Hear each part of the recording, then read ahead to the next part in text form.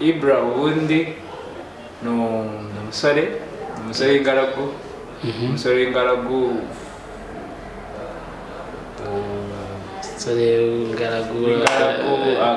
akaba ari umudivantiste w'umunsi wa karindwi. Yego. Ikindi akaba ari umuntu uri multi talent, like umuntu ufite talent nyinshi zitandukanye. Umuntu nkunda kuririmba, ndirimba no muri korali yitwa Jordan Diva Choir, ikorera Gahogo CDA Church. Yego. nkaba nkunda gukina football. Abantu benshi ari gihe barebe igihagararo cyanjye katavuga kuki utakinnye basketball, ahubwo ni basket yo akoze ko ari byo ku cyangwa wenda ndi nko muri salo cyangwa se natendinze pati y'inshuti zanjye, nkahita nkubita gapa, ariko ubundi nyine usibye ubikora cyane. warazihagaritse already urumva ntabwo byagenda byose, umuntu asigarana dukeya. Urumva na trending z'amapa mashyashya mbanzireba, ba Titi Brown, mba ndeba ibyo birirwa bakora, ba Jojo Breezy, abasore bakora ari bonyine. ubwo rero ubwo n'abakobwa bagera aho bagakora izabo bone.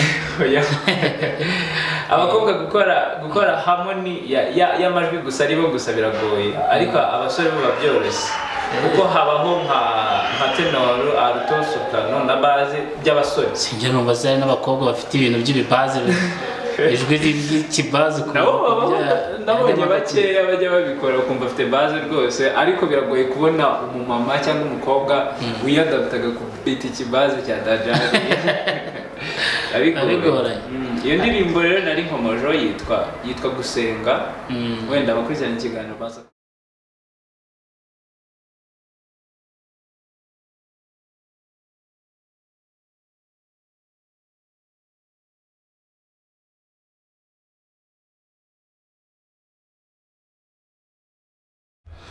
Yes, bakunzi ba Hot TV ndabasuje. Hano imbere ndi kumwe n'umutumirwa wacu witwa nde? Bakwibwira abadukurikiye.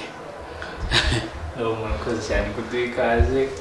Amazina nitwa Abraham Nshimiyimana, ku mazina ndabaribyo. Abraham Nshimiyimana. Yo mazina. Naye gusa.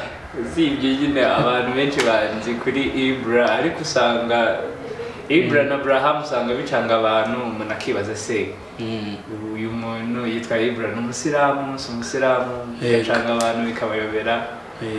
Ariko amazina ababyeyi banyise, kuko ngewe ababyeyi banjye navutse ari abadivantiste b'umunsi wa karindwi, banyise Abraham Nshimiyimana. Hanyuma sosiyete n'isi muri rusange biza kurangira bayihindiyemo gusa byose n'izina rimwe. Ku basilamu bizera ko Ibrahim ari umuhanuzi w'Imana, hanyuma n'abakristo basanzwe bakizera ko Abraham ari sekuruza abemera bose. Urumva n'ubundi n'izina rimwe, wanyita Abraham, wanyita IBRAH, yose aya mazina yose nama cyane. Ese mu by'ukuri se IBRAH ni muntu ki? Yakwibwira abakurikiye Hot TV 10 ko ari muntu ki mu bijyanye, donc urasenga. Ese ubwo video wakomereza ni muntu ki, akora ibijyanye n'iki? Ese mu buzima busanzwe Ibrahim abayeho atabakora iki, abahugiye mu biki? Gusharinga amakuru abakurikirana Hot TV 10. Yes.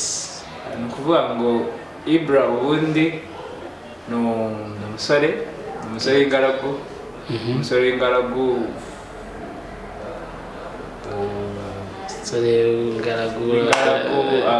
akaba ari umudivantiste w'umunsi wa karindwi.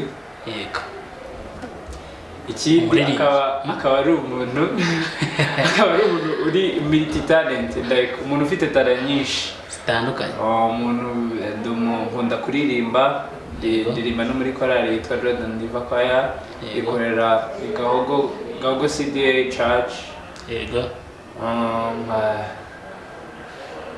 nkaba nkunda gukina football. Abantu benshi hari igihe bareba igihagararo cyanjye katavuga kuki utakinnye basketball, ahubwo ni basket yo akoze ko ari byo kuki utakinnye ubundi basketball. buri impamvu ntakinnye basket njye nakuze nkunda football, nigeze no kwikinaho nka career, nigeze gushaka gushyiramo imbaraga ngo ndebe ko nzaba umukinnyi, numvaga mfite inzozi zo kuba umukinnyi ukomeye.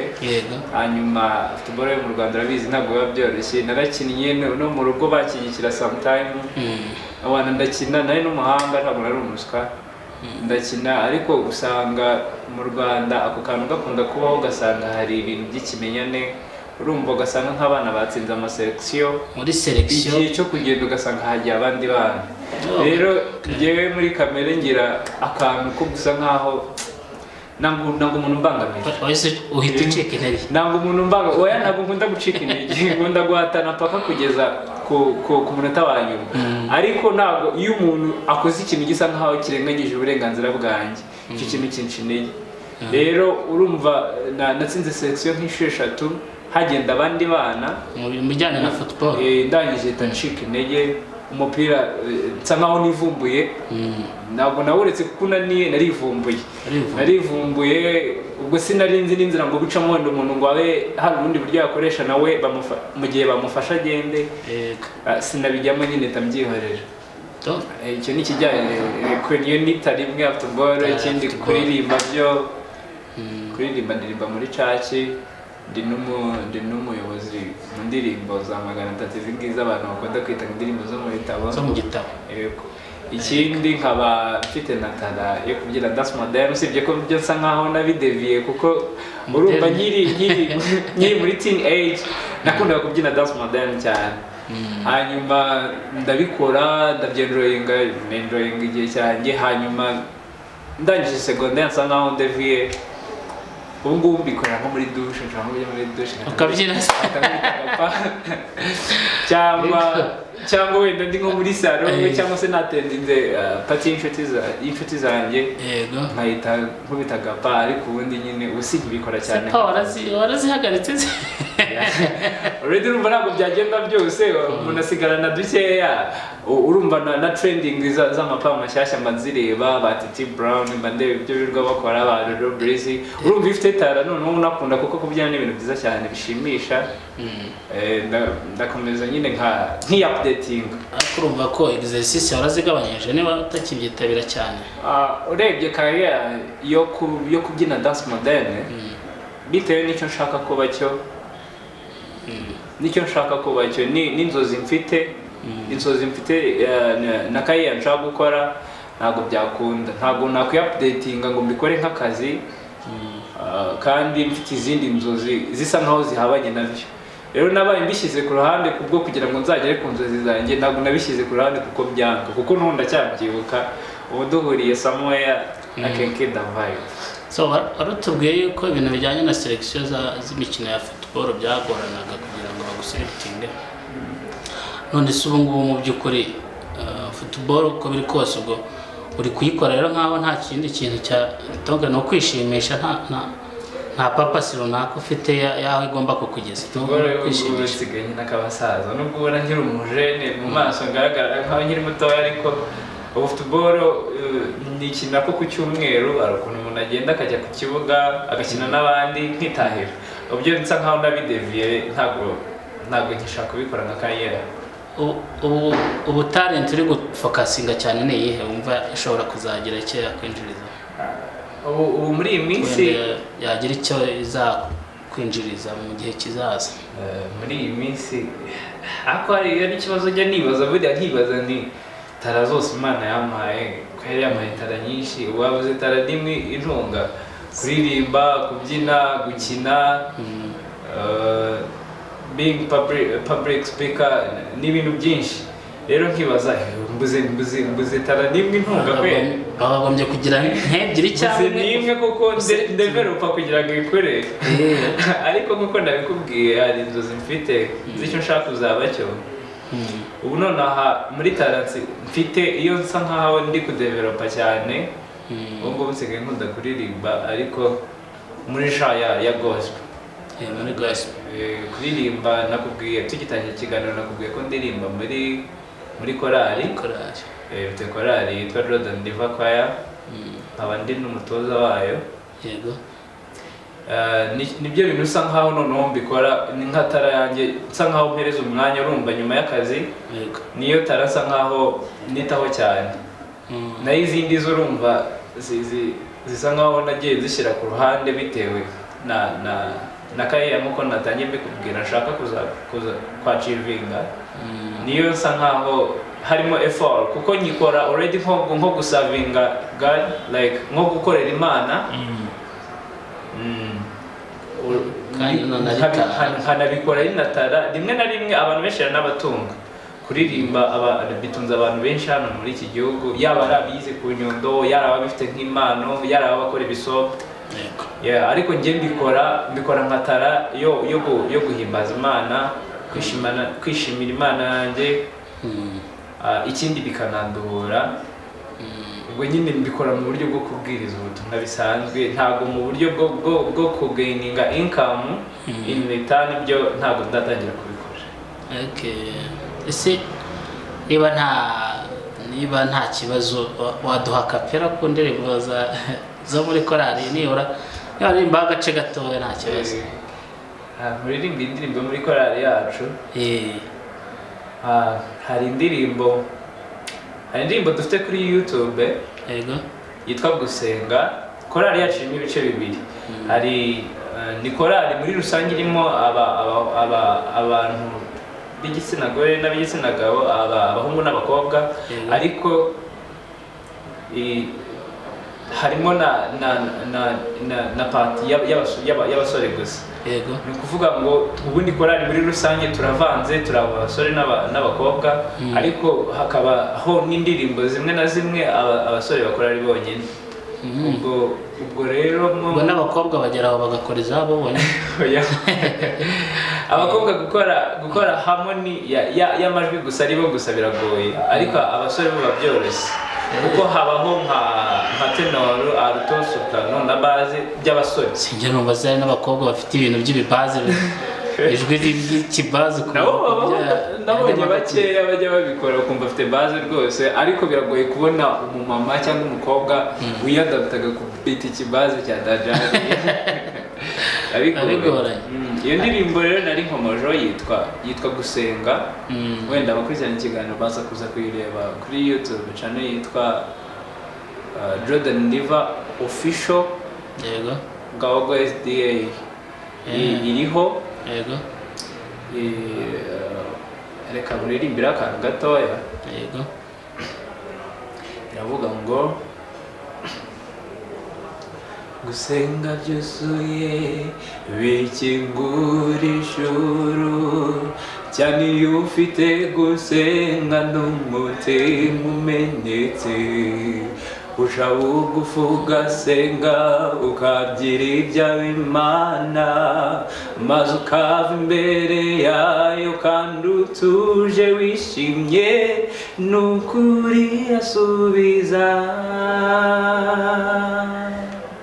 Wow.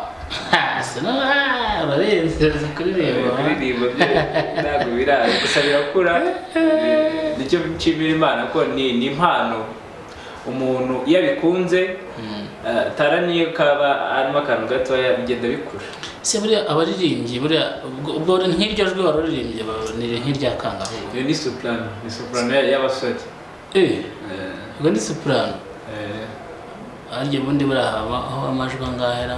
Habaho soprano, alto na tenor na bass. Hanyuma nkuko nabikubwiye habaho soprano y'abagore nyine izi wumva abamama baririmba, hakabaho n'iy'abagabo. Hanyuma hakabaho usibye ko ntago ariyo majwi yonyine abaho, kuko njye sinize umuziki. Ese bimwe bavuga ngo do re mi fa sol la si do si la sol fa mi re. Yaryo bibwo ni mu majwi yo gucuranga se cyangwa ibyo mu majwi yo kuvuga yo gucuranga. Ibyo babyita ama solfège.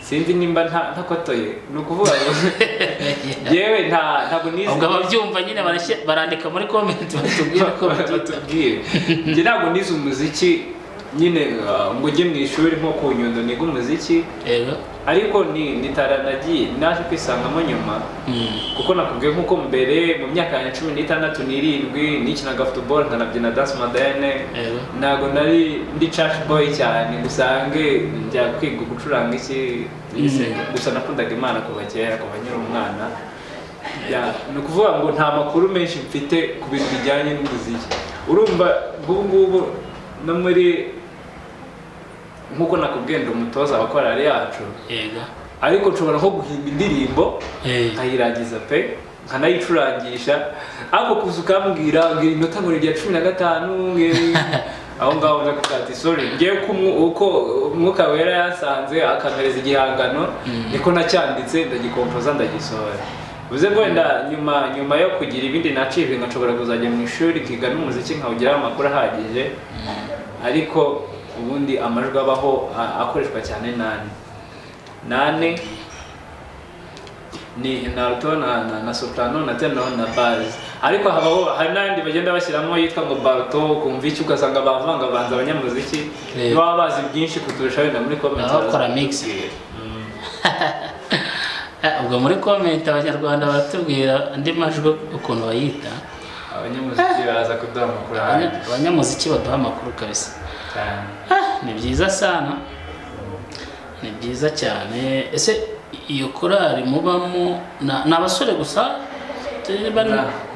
abasore gusa n'abakobwa n'abagabo barimo se abagabo barimo harimo umukobwa twasingiye umwe urumva yatangiye ubundi korali muri iyo mumushingiye muhitamo umuca kubera babaye umugore mu itorero ry'abadivantiste abanyeshuri b'abadivantiste biga mu bigo by'amashuri by'amashuri yisumbuye mu masegondere habagamo akenshi wasangaga abana b'abadivantiste bari muri ibyo bigo bakora korali bakayita Jordan Div ibyo byabayeho kuva muri 2010 nta makuru menshi ahagije mbifiteho kuko ngiye nanize externe ngiye nize hafi yo mu rugo nigaga ntaha ntabwo nigeze niga muri interna ntabwo nayikundaga ariko ni ukuvuga ngo abo bana b'abadivantiste bari mu bigo bitandukanye mu Rwanda